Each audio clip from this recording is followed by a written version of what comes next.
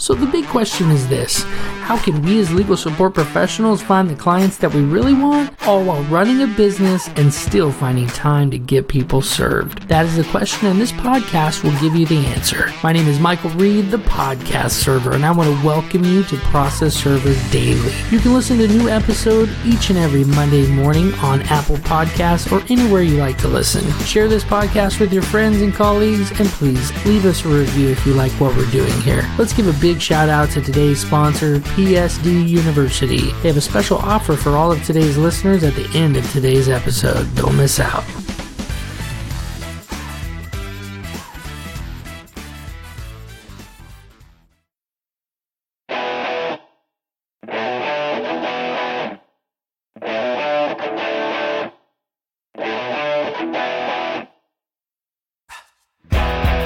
Okay, Server Nation, our guest today is the President, CEO, and top dog at Martinelli Investigations, Inc. Her company provides investigative services across the nation.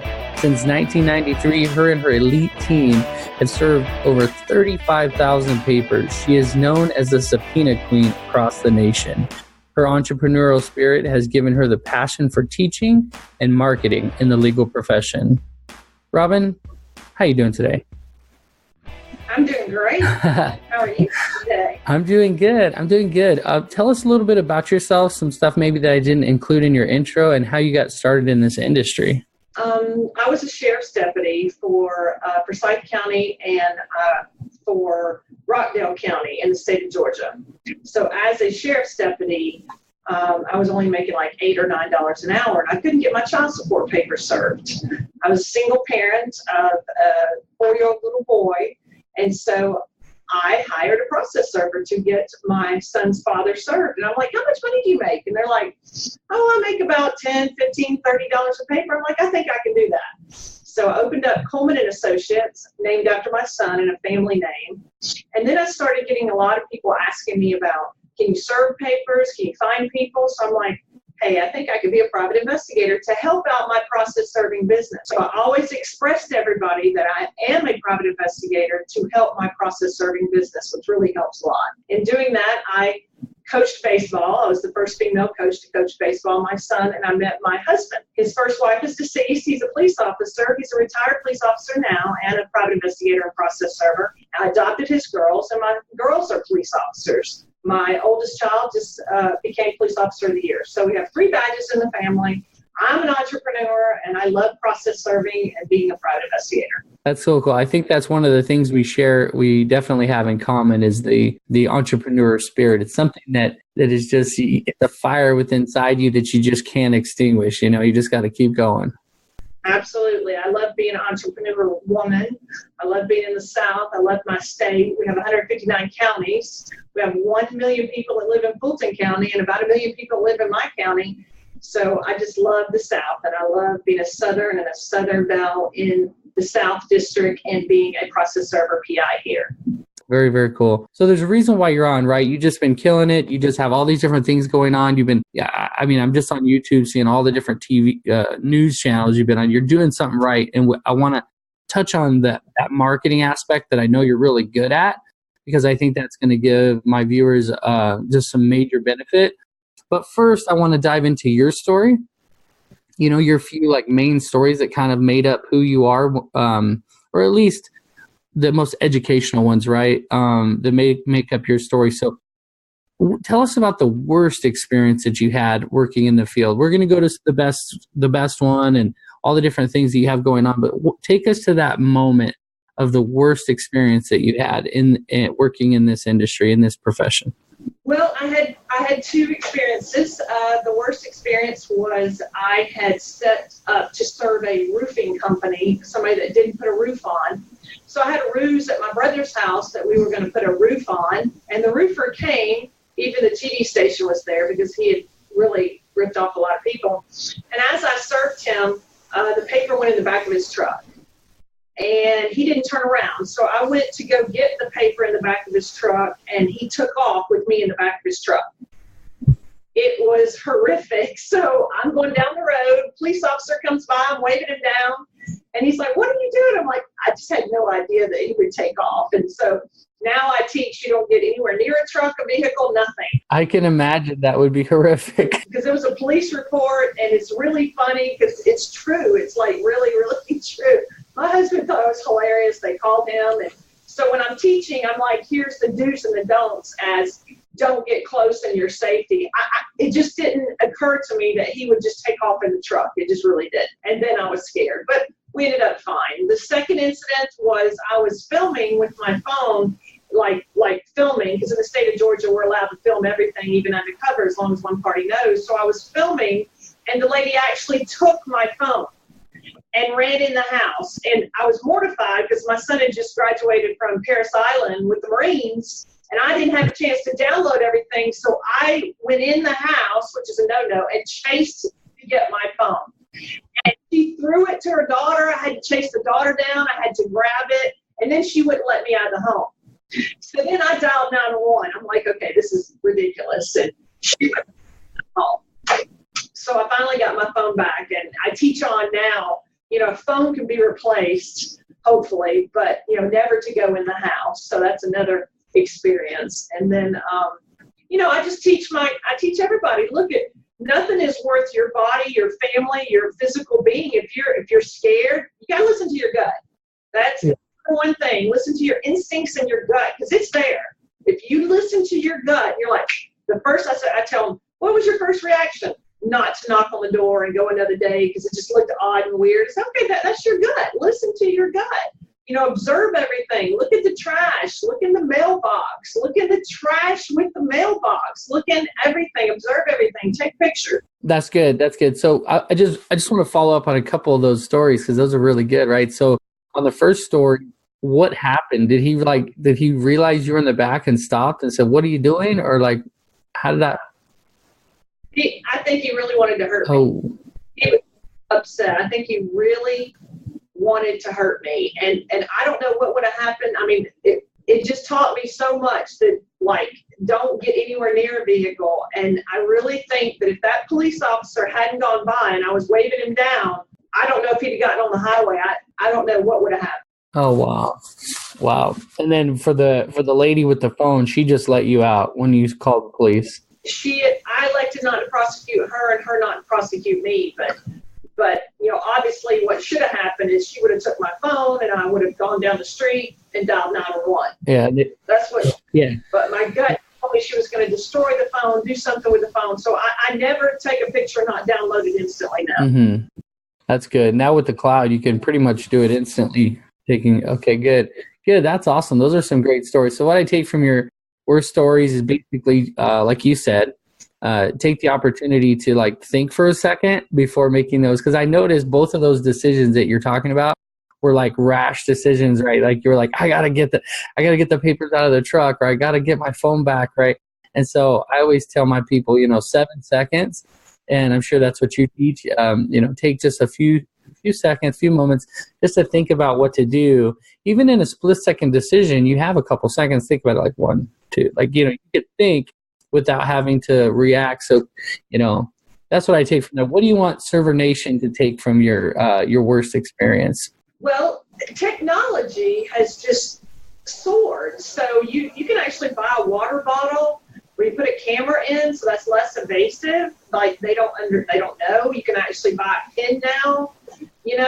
They're it's not invasive to them. So now technology has helped me go to the forefront to say I don't really need my phone anymore. I can have a smaller phone, an iPad, iPod, just put it right here.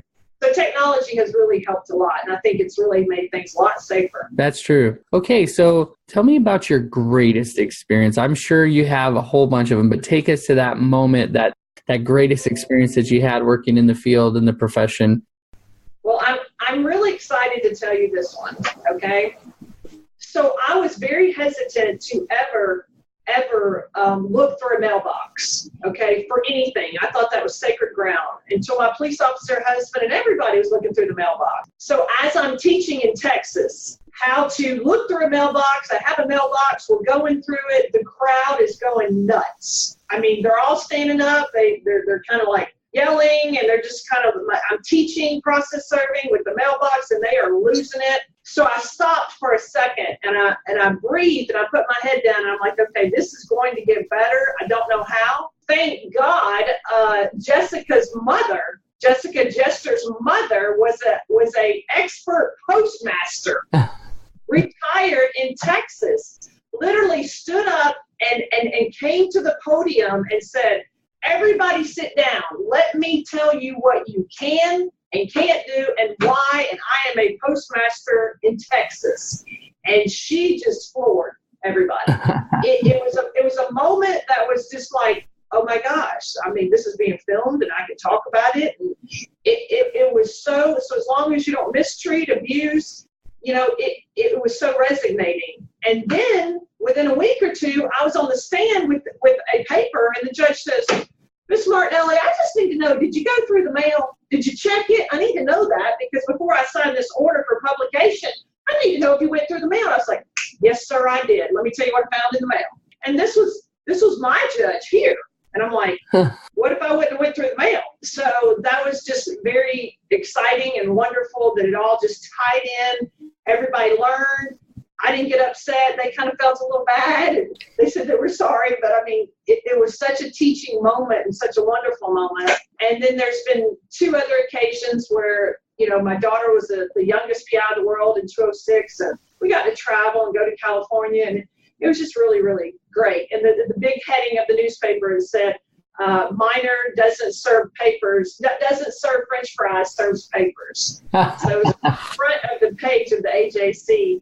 And I was looking, and I'm like, no, she's on the front page. So I'm like, oh my goodness, she's on the front page of the AJC. So Oprah was calling, Montel called, Geraldo. We did all of that. It was a lot of fun. That is so cool. And that's your daughter? Yes, my oldest daughter, Christy Martinelli, that is now a police officer, and she is now, she was given the award of Police Officer of the Year at the elementary school and middle school. She stopped a shooter, and I didn't know any of this, and they talked about it. So it's on my Facebook and everything. You see how she got the award. But yes, I'm very proud of mine. Yeah, that is so cool. So I want to touch on the story about the mailbox. So traditional thought is that you can't touch it. You can't even look in. I mean, you can look in the mailbox, but if you don't touch it, that's the traditional process serving thought. And you're saying that we can't.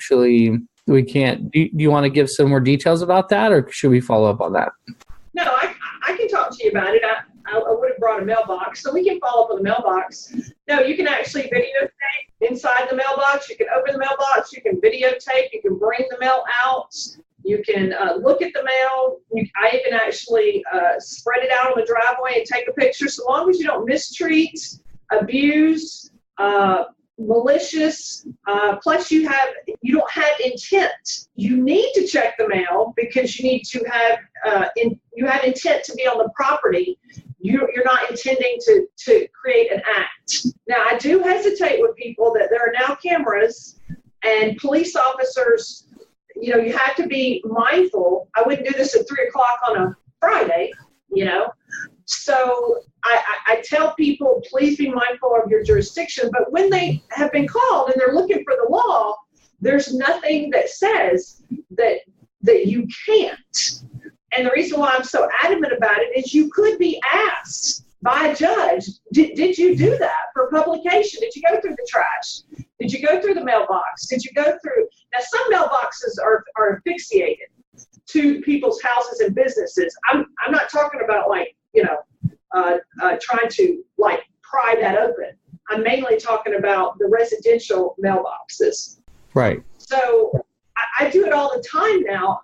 Every time the police have not been called, I've not gotten in trouble, and the exact opposite has happened, is that I totally have been asked by judges, and I put it in my affidavit for publication. Sometimes when you look through the mail, you're able to find out other people that live there and other names. Maybe your person's going by a different name. Maybe the mailbox is vacant and they totally don't live there. This is all evidence to help with your publication. Good. So, but it's up to the person. Some people won't drive in a driveway. Some people won't go around to the side of the house. I mean, it is your comfort level of your jurisdiction of what you feel okay to do for you and where you live and your surroundings and your police department and sheriff's department.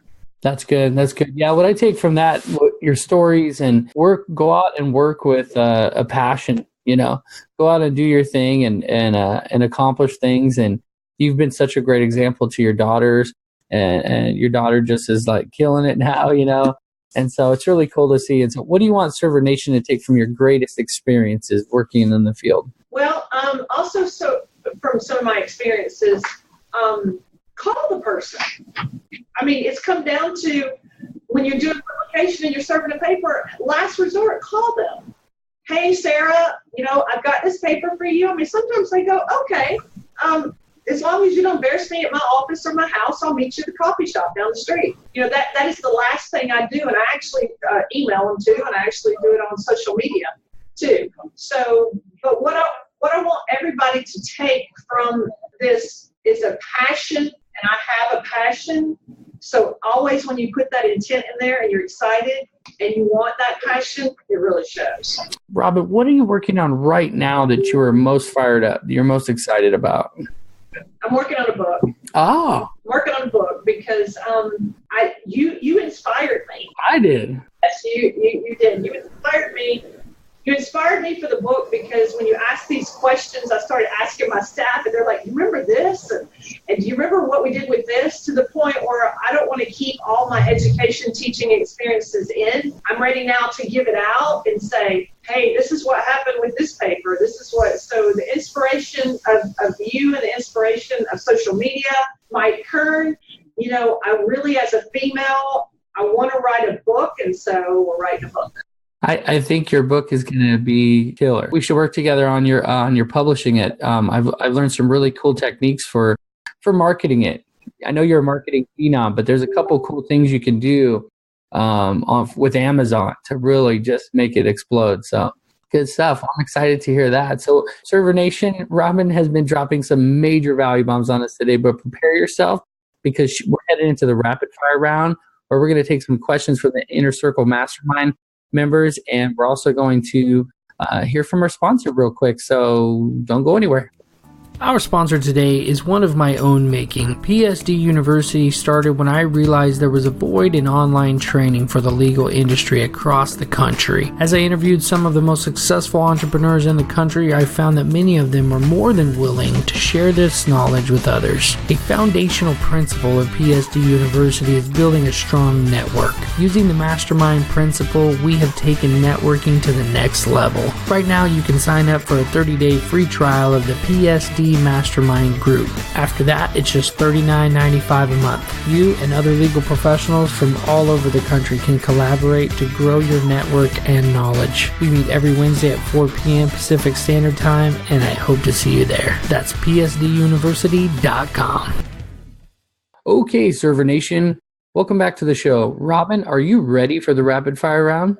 Yes, I'm ready. All right, awesome. What is your favorite skip trace tactic? I know there's going to be a lot, but your favorite one? My favorite is just smiling and being nice. When you smile and be nice when you're serving a paper, it's like people change. And you call them by their first name. So you get their attention. So it's like they kind of stop and they're like, okay, this person's interested in me. And a lot of times I'll say, I have a check I need to deliver. So for process serving, your thing is more like pretext a little bit. The pretexting really helps a lot. And I just find if you're not aggressive and you're not, forward, sometimes they're very accommodative when you're serving the papers. Very cool, very cool. Okay, and how do you track your cases? Do you have a case management software? I use TrackOps. A lot of people don't use TrackOps, but I use TrackOps because it's a great private investigation tool for the cases and the film.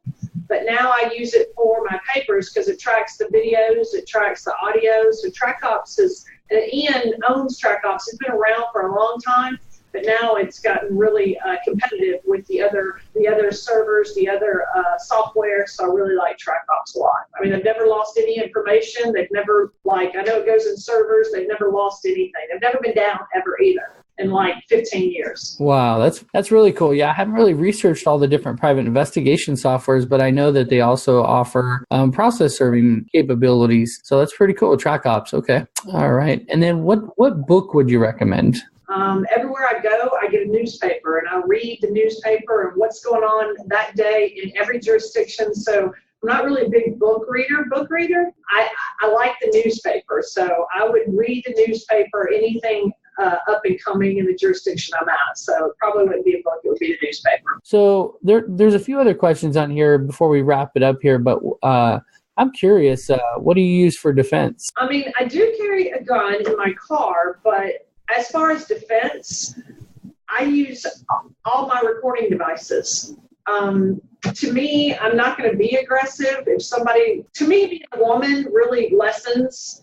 And I think a woman is very successful in my industry. So if I'm going to walk to a door different than a man and I'm dressed differently, it's going to be the level of fear, in my opinion, is going to be lower. So in my opinion, I have my keys, but I don't really carry mace or anything. I just have my audio and video recording as a defense. If they say something or they want to say I'm impersonating a police officer, which is a big thing here because I'm married to one, stuff like that. So my biggest defense is all the recording devices. And I like to never go in the house, even if they want to invite me in, and stay a little bit far away from the door. And then I have my car going, and it's not in the driveway. It's like out front. And I never, I lock my car, but I always keep my keys in my hand. Are there cases that you're just like, yeah, I'm not going to take that? Cases meaning private investigation cases and papers? Yeah. I guess a lot of different languages. Like if there's a Spanish paper or a different language paper that my staff cannot explain, international language paper, if I don't have an interpreter, I might turn that paper down. I do serve the prisons a lot and the jails, so there's no problem there. There's really not like a whole lot I won't take. Obviously I'm a little expensive, so a lot of Florida papers. I won't take a lot of Florida papers. People in Florida serve papers for $5 and $10 and $20 and $30, and when they come up the Georgia line, we're like 75 to 175. So a lot of Florida papers. The Florida industry hasn't come up to Georgia of how much to charge. So there's a lot of papers in Florida I won't take. Okay. That's not saying process servers, I've just tried to teach each place I've gone to. The first thing I tell them is, what do y'all make? Like Texas, Alabama, California, what do y'all make today? And they're like, oh, we make such and such. So I'm giving you a raise today. Days today, I'm giving everybody a raise. So everybody across the board, if you start charging 20, 25 more paper, let's have a raise today. And they're all like, and then I'll start coming up with their prices because of the industry, making more. They're worth more. So I have a couple of questions. They have a lot of questions coming in over there. But I want to ask some of the questions that I have that I think you are going to be on point for, okay? Marketing. How do you take it from just your general, Google, right? Facebook, right? Because I feel like I'm pretty good at that. How do you take it to that next level where the news station, because you've done a really good job at that. How do you take it to that level? Well, I teach in the very beginning, nobody knows who is a good process server private investigator. So if you have your business card with you 24/7, I don't care what kind of card it is, you give it to the Waffle House waitress, you give it to the judge, you give that card to everybody. You don't know when they're going to need a process server or a PI. You don't just go to Walmart or Kmart or Sam's and find a process server or a private investigator. You give everybody your card. In doing that, I had a client the other day that came in that had just ate at Crystal's and said they'd ran into a police officer that knew about my firm, and they're like, Robin's pretty effective. I don't even know who this person is. So in the room, give your card out. But the reason why I think you can go from a level of marketing, because any TV is good marketing, is that you establish a relationship with a reporter. Okay, a reporter. You physically work hard on either serving a paper or a private investigation, and you call that reporter. You make an appointment. You go see them. You sit them down. You say, I have cases. I have information. Some cases, you don't want your name mentioned that it's a case on the TV. Some, you're part of it. So you get interviewed, and you're part of the case. And some people are like, well, I didn't even know that was a scam. So, wow. And so it's a new story that they have, and then they pitch it to their producers, so then you start to know the producers. Now, some cases, they're like, well, we don't need that. And then sometimes you have a great case and there's a shooting that day. And like, they're like, we can't do your story, Robin. There's like, okay, I mean, no problem. So you start building I never thought that Wayne Williams ever killed all those kids in my city. I never did. So I've been working really hard on the Wayne Williams, and it's been followed up and followed up. So that's a big story. So some stories are immediate. Hey, this just happened. Missing person, missing dog, missing parrot. I just got a case I just served for AT&T about a lady that was raped with AT&T, and it's a lawsuit. So the world doesn't know about it yet. So it's like, wow, that's pretty big news. So you take that case to the reporter, and you start that relationship with all of them. You get their cell phone number, and it's quick. I mean, they got like deadlines. It's got to be 11 o'clock, 12 o'clock. So you meet them, you run to them. So all of that just produces contacts. Okay, so basically, I think that what we're talking about here a little bit, my perception here is that you're building a brand, right? You have this brand, Martinelli Investigations, and you're handing out your card to everyone, like everyone in your town, right? What about like, it seems like that's more of the local marketing, right? Because if you try to go out further, how does that happen? I'm still giving out my same card to everybody. Texas and Alabama or Mississippi, they may have a story out there. I'm very politically motivated. I do a lot of political investigations, a lot, and we won't discuss the party, but I do a lot of political and background investigations, so that gets out. So yeah, I give people my card on the plane.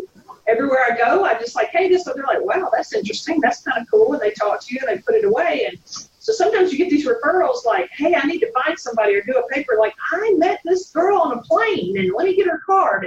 And Martinelli, it's Italian. It's northern. It's not southern. So they're like, hey, somebody there. Because, as Southerners, we get kind of, we're not really hillbillies, okay? But we get like a brand of like, Jeff Foxworthy, and that's all over my Facebook as far as, Southern terms. So in doing that, I get a lot of northern people that will call me because it's an Italian name. Okay. We won't discuss it if some of the family was in the mafia. I don't know, Yeah, forget about it, right? Good stuff. I don't know. Good stuff. So one of the things when it comes to marketing is like you're handing out all these cards, you got really good brand, right? And then you get the news anchors and people like that you establish these relationships with. So again, some of those main principles that I teach my people is like, your network is your net worth. And it's like, it just keeps ringing true with everything that I learned. So it's really cool to hear all of that. Let's go. This last question is a doozy, but before I go to it, I want to ask you, what is the greatest advice you've ever received? Oh, that's a good one. That is a good one. The greatest advice I have ever received was from, I was selling copiers. At the time, I didn't know I was pregnant, but I was selling copiers, and I had a boss that came up to me, and she said, I'm going to give you a suit. And I said, why? And she said, because everywhere you go and when you sell and things that you do, you need to have a suit. And she gave me a blue polyester now, suit that came down to my knees, past my knees. And she said, wherever you go, you can wear this suit and know that people are watching you. And I never forgot that. And like 6 months later, she passed away of cancer. But as a strong woman, she said, I just think there's going to be some big things for you. I know you're just 20 years old. And then she told me I was pregnant. I'm like, what do you mean I'm pregnant? She said, yeah, you're pregnant. I'm like, oh my goodness. And I was pregnant. So it was a big surprise. And I had my son like 4 months later on Thanksgiving Day. And I just never forgot the value of an elder person teaching you. And I always absorbed that. I always sat around the table when I was little to listen to the adults. I always knew I wanted to be an entrepreneur no matter what. I was going to be an entrepreneur. I just didn't know what I was going to be doing. I mean, I think process serving and PI kind of chose me because I wanted to be an entrepreneur. So I've always wanted to pull that marketing and give that back and give back. And I want to because it just likes filling up. My cup is full. I'd like to share my cup to everybody and even my mistakes, and the optimization, what you can do there, and the branding. You got 3 brandings you have to do. You have to brand yourself, You have to brand on the screen technology first, because that's the first thing they see now. It's no longer, I'm going to call you. You have to have a great house, the best you can, technology, and then first impressions. So you have to do the best that you can do. So the 3 houses, if you can get that and understand it's there forever, it just really helps the marketing. So that was a great experience. That is great. That is great advice. So what I take from your greatest advice is basically learn from your elders and respect them, and basically take the opportunity to look at your own situation and self-evaluate where you are so that you can know where you're going to go. And I think you've done that really well. And these pins help too. Pins, this is like a 60-cent pin. And it is the best pin. I give them everywhere I go. So, because they hold on to it. You want to give a marketing tool that somebody can keep for a while. Right. So it works really well. I mean, any marketing tools, the things that go back on your cell phones, cards, any marketing that you can give to them that they keep for a long time, that really helps too. Yeah. A good question that I see in here, just the last of the Facebook questions here. For private investigation cases, do you vet your clients? Do you ever drop clients for unethical behaviors or something they did that fell outside of your bounds, your rules for your cases? Dealing with private investigation, I have that down to a process and a science. Jimmy Mises is a very good private investigator, and I bought his contract. And so it's like a 32-page contract, okay? And it takes 2 hours for us to go through this contract. And I physically tell people, you're not going to interfere with my investigation. You're hiring me for my experience. You can't text me 200 times. Don't date your husband while I'm trying to investigate. If I call you, blocked and private is really important. We need to talk. And I send my clients out of town. Like, go out of town. So if the cat's away, the mice may play. Go out of town. And I tell them to release that control, that anxious, that they're hiring me to do a service. Release and surrender the control and go take care of you. Go get a hobby. Go get go get some coffee. Go read a book. So just worry about you, which sometimes even makes their marriage better. Just worry about you. Don't worry about my job. You just bought a truck. Let me drive. And I know this sounds different, but everything my client tells me to do, I do the total opposite. He's going to go to church. Oh, he's going to call at this time. Oh, he's going to go to work. Oh, he will never have his girlfriend at the house when I'm out of town. Never, never, never, never. But she rides a bicycle and sneaks in the back, and there's her bicycle, and mother's upstairs, but still, so I do, because what they were doing didn't work. And I used to do everything they told me to do and go through, a $2,000 retainer in a minute. And I'm like, okay, now we're going to do hourly. Okay, so it works. And then you listen to your gut. Right when they walk through the door, I know if they're going to stay married, separate. You just, with your experience, you have it. We all have that sixth sense to go, I don't really know if that's going to work. We have that. So we have to listen to it. And so when somebody comes in and you're going through this contract with them, before you ever do a contract with them, do you look into them? Because one of my fears is that someone's going to come to me and have malicious purposes, right? And so as a process server, I always want the paperwork to see if it's even a valid case. But is there a way that you found a way that is best for vetting clients? Yes, I do. I tell them, people that really want to hire you for a lot of papers, or you've met them, I need to meet you once. I need you to come through the door and sit down, or I come meet you. We need to talk. And then I will pull all their paperwork before they get there to see if there's a TPO, a restraining order, because I have to tell my client, we have to have clean hands. So if you have a criminal act and you've done something wrong, I don't want to be sitting in the courtroom and the attorney turn around and look and go, you didn't tell me about the 4 DUIs? That would have helped. So, or my client's having an affair. So we have to level the playing field. So I tell them, they have to tell me everything, and I'm going to look into everything. And they sign that. They sign the liability away. They sign it over and over. And I even film that they're signing it. Okay, so that really helps. I do that. And there's a famous case that I tell them about. It's called Blue Moon Investigation. Back about, maybe 8-9 years ago, somebody hired a private investigator to film a doctor, female, and she had the person's daughter there. And all of a sudden they come out of a hotel and she runs over them several times in front of the child. And the private investigator said, this is where they're at, everything. Yeah. No, I don't give out any information. I don't give a minute by minute. This is what they're doing. No, because you don't know what they're filming. You don't know what you have until you come back. So I tell them, look, I'm not going to call you. I'm not going to tell you everything. You're going to come in today. In 2 weeks, you're going to come back in.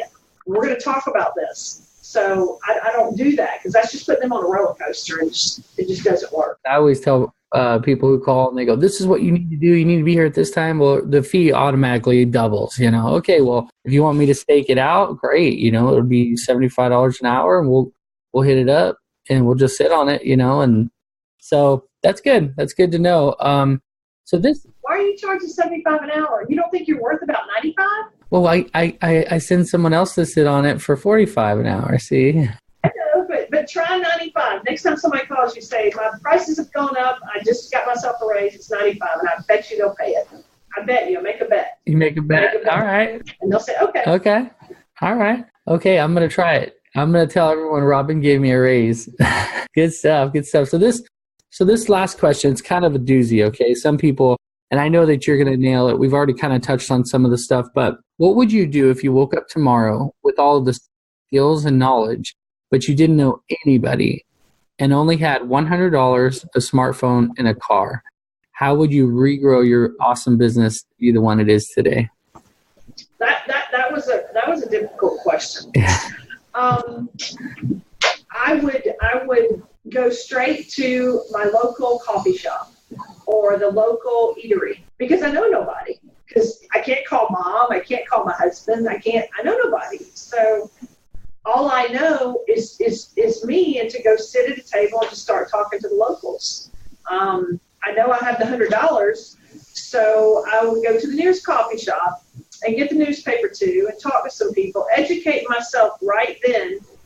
I would educate myself, and I probably would spend the money on a little bit of food and stuff, but I would hold some of it back for marketing of maybe a website at some point in time if I'm going to I'd at least try to get out on the technology arena so they can see that house, because they're not seeing me first. I need to see that house first. So I'd spend a little money there.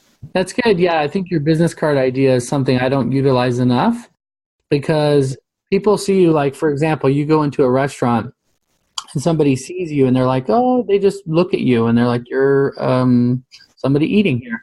But when you come in and your waiter gets a card from you, right? And everyone gets a card. If you are going to shake a hand with anyone, they should get a card. I think maybe that'd be a good rule. If you're shaking their hand, they should be getting your card.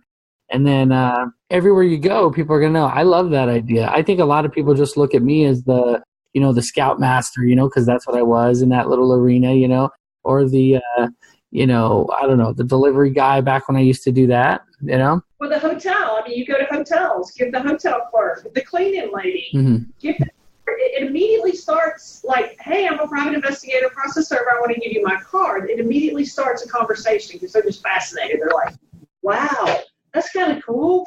And what kind of papers do you serve? So people never go, I don't want your card. I don't need your card. They don't do that. It's an engaging time. Now I'm not going to just walk up to a stranger sometimes, but if I'm at a bus stop, if I'm on a train, if I'm at the airport, I'm sitting beside somebody and, the news comes on, it's like, oh, our president's doing great things. And I don't know if I'll be sitting beside a Democrat.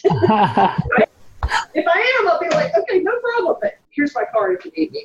We're running out of time here. I really want to touch on something that I almost forgot about. I'm glad I remembered. Being a process server, the value of becoming a private investigator on top of that. I know you're a great one to talk about that. Okay. I have told every single person on my process serving teachings and seminars and public speaking, is that you pay other people for your skip traces. Even sometimes you could get in trouble because you don't have the license for some of that gray area of skip traces. So you're given or you're giving that job away. I can't find that person, so here. So that's just money out the door. Okay. In your state, it's always a procedure. In my state, you have to be 2 years working for a PI firm. Then you can open up your own.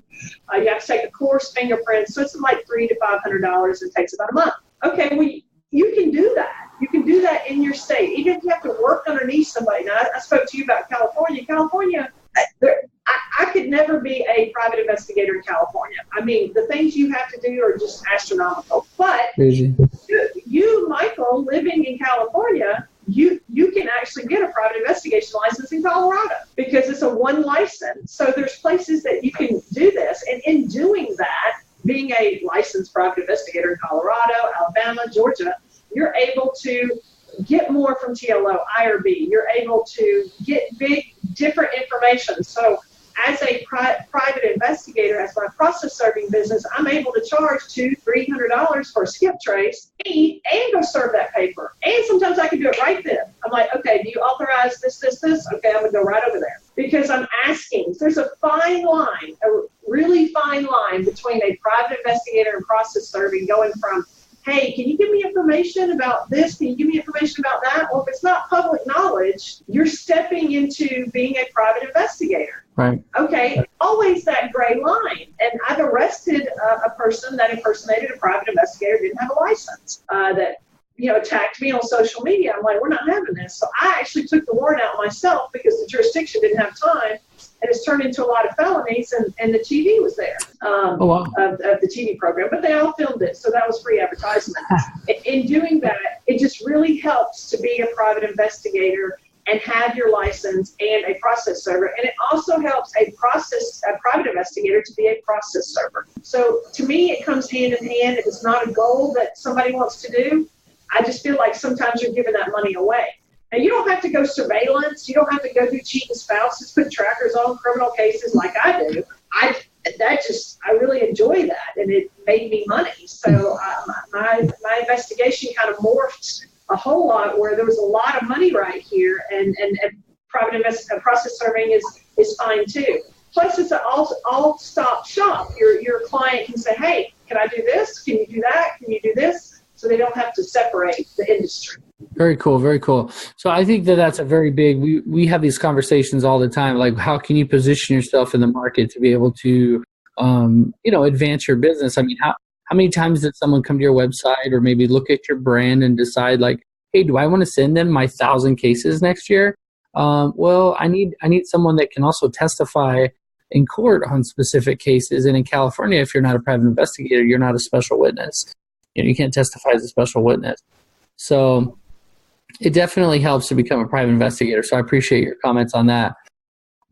Before we wrap it up here, what is your parting piece of advice for Server Nation? The servers out there, maybe the server that might be struggling a little bit, they're wondering, is this even for me?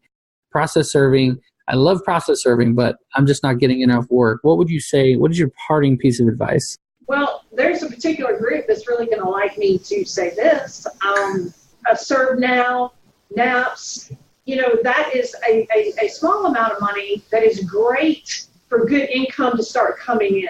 And I did that. I joined NAPS when I was very young. I did Serve Now a long time ago. But in doing that, it can bring instant income in. And then I suggest to people to start guest speaking. Send out your resume, send out your CV, send out your credentials to schools. I teach at some schools and just public speaking as far as process serving. Make your world bigger. If you go speak to a 7th grade class or an 8th grade class and you speak to the criminal justice class or even the entrepreneurial class, they're going to go home and tell mom and dad, So, I do that a lot. I give back to the community a lot, and it just spreads the word, and they're fascinating. And if you don't even know how to public speak, and you go to an entrepreneur class in a high school and say, hey, this is how I started this, and this, just alone being, what's process serving? What's PI? I didn't even know, I want a 5th grader to turn around, male or female, any ethnicity and place and go, you know what? That's kind of cool. I'd like to be a process server when I grow up. Or I'd like to be a PI and open up their world just like being a doctor and a lawyer and a police officer. That's good. Robin, what is the best way that we can connect with you and then say goodbye? The best way you can connect with me is I do have a Facebook. I do have Instagram, but I do a lot of Facebook Live too. I really enjoy that. But, you can text me, email me. I've had the same telephone number. That's another thing. Always answer your phone. But I've had the same telephone number since 1993. So actually that one phone number, I forward it to the office or wherever I am. So a lot of times you can get me. But the best way to get a hold of me is by my telephone, 770-337-3999. And then my website is www.martinelliinvestigations.com. Martinelli ends in an I, investigation starts with an I, so it's 2 I's with S on the end. And my email address is MII and then Georgia spelled out, PI@gmail.com. That's good. And we're going to have all that in the show notes too, so people can go to processserverdaily.com/Robin, and you guys can see all that information as well. Let's see here. So, Robin, I want to personally thank you for being on the show. I've been impressed with your story, and I'm excited to share it with the world. Thank you so much for coming on. Well, thank you. Thank you so much for helping and open up my world to hopefully helping with this book. And I appreciate you doing such a great job. And I'm sorry that we haven't connected before now, but I'm really excited. And anytime you want to have me on, just call. I will do. Until next time, Server Nation, you've been served up some awesomeness by the Subpoena Queen and Mighty Mike, the podcast server. Server Nation, I hope you enjoyed that episode as much as I did. Don't forget to visit psduniversity.com and claim your 30-day free trial of the PSD Mastermind membership. That's psduniversity.com. Thank you so much for listening today, and please don't forget to share this episode with your friends and family. And if you like what we're doing, go to Apple Podcasts and subscribe, rate, and review. Until next time, Server Nation, stay safe out there.